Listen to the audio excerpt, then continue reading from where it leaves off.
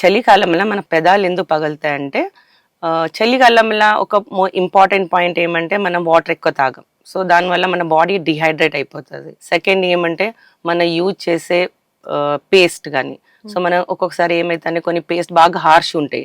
అట్లాంటి పేస్ట్ వల్ల కూడా మన మ్యూకస్ మెమరీ ఇరిటేట్ అయిపోతుంది.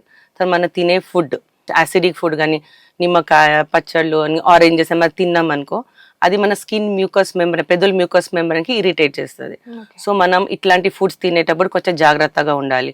వీలైతే మనం ఇట్లాంటి యాసిడిక్ ఫుడ్ తినే ముందు కొంచెం నెయ్యి కానీ ఆయిల్ కానీ వాస్లిన్ కానీ అప్లై చేస్తే బెటర్ ఉంటుంది. దాంతో పాటు మనం బ్రష్ చేసేటప్పుడు మనకు మంటలు వేస్తే మనకు కొద్దిగా లైట్గా వాస్లిన్ పెదవులకు పెట్టి మనం బ్రష్ చేసినా బెటర్ ఉంటుంది.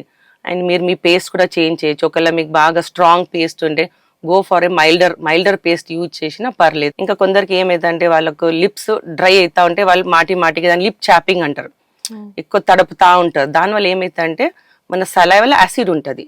ఆ యాసిడ్ ఏం చేస్తుంది మన పెదవులకు ఉన్న మ్యూకస్ మెంబ్రెయిన్కి ఇరిటేట్ చేస్తుంది.